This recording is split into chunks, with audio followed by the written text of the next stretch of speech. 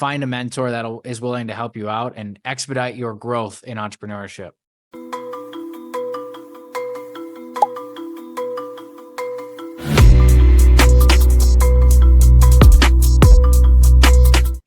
What's up, guys? We're back for episode 2. We're talking to Collin Rutherford, founder and CEO of Greenbox Storage. They're about to surpass $1.7 million in revenue, and he's giving us answers to all of our startup questions. So, Collin, welcome back. Happy to be back.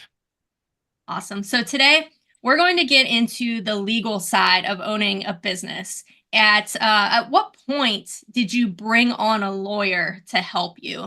Yeah, I'd like to start off by saying I'm not a lawyer myself, so any advice that I get, I'd recommend that you go check with a lawyer to make sure that everything's going according to plan. So I just got to put that disclaimer in there at the beginning.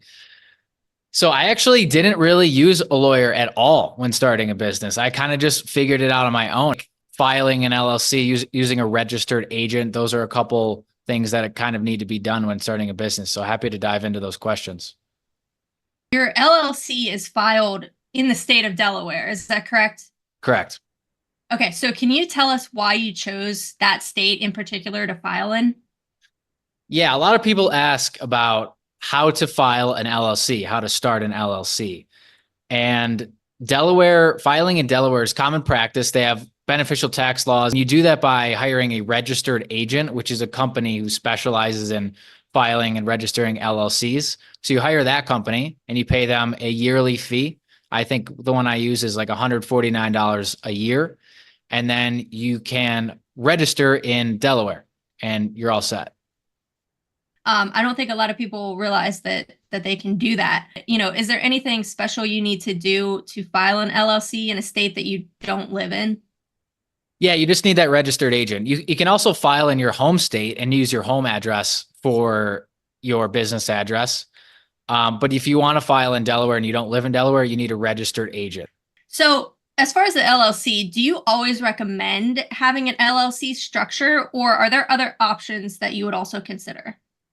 Yeah, I think I started off with a sole proprietorship, which is basically like you're just running the business yourself.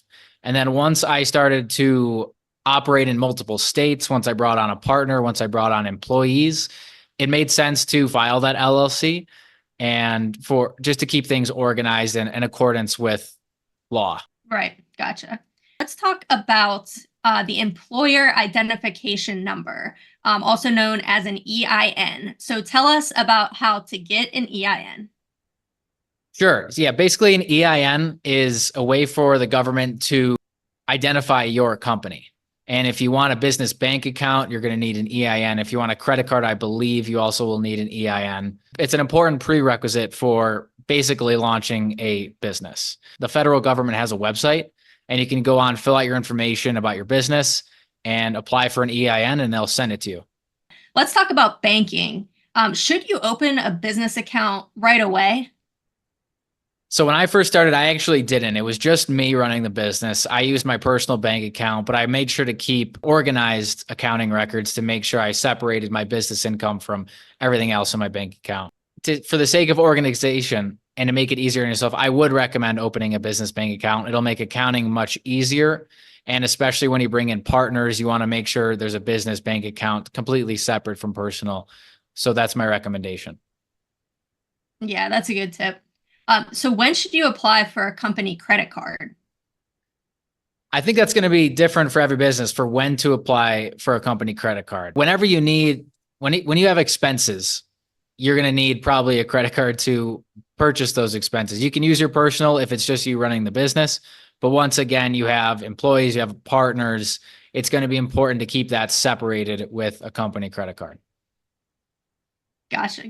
Yeah, definitely for keeping track of your expenses. So let's say you file for an LLC, you receive your EIN number, and you're ready to start doing business. Is there anyone you would want to talk to right off the bat for advice, whether it's a lawyer, an accountant, kind of what are your thoughts on that? Yeah, you can start to build a professional network, and some of the people that you'd want in your team is an accountant. They'll file your taxes for you. Lawyers are important for litigation if you're ever in any issues, or partnership agreements, or things like that. I actually use Rocket Lawyer a lot. It's an online platform. You pay a monthly fee. I think it's like $40, and they have a lot of contracts already there for you. So I use Rocket Lawyer a lot for different things. I think mentorship is pretty important as well. You can start to develop your professional network. Find a mentor that is willing to help you out and expedite your growth in entrepreneurship. Perfect. Perfect. So, if you have an accountant, it's probably a lot easier. But do you have any advice for people who want to handle finances on their own?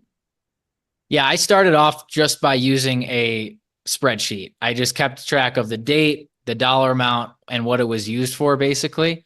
Now we use QuickBooks. That's the software used to keep accounting organized. Once you get to the size that you have a lot of transactions you need to be categorized, find a service like QuickBooks online that will allow you to keep things organized.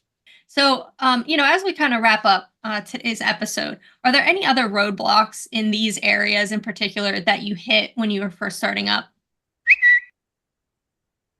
In these areas, not really. It's as long as you know exactly what you need to do, you just got to go out and do it. It's not super difficult, but it is a little bit of administrative work and it is a little time consuming. But as long as you know what you need to do, you can go out and do it. And I think a lot of people get hesitant at this stage because they don't know what to do. So follow these steps. These steps will guide you through what needs to be done. You need to file an LLC. You should have an EIN number if you're going to have employees, or a bank account or a credit card. And then you get that bank account and credit card and you're off to the races. We've learned a lot, and we'll be back next week with more information on how to launch a startup. So be sure to subscribe and turn on the notifications. And thanks for joining us, Collin. Awesome. Thanks, Stephanie. Thanks for watching. If you found value in this video, click subscribe below for more business content just like this.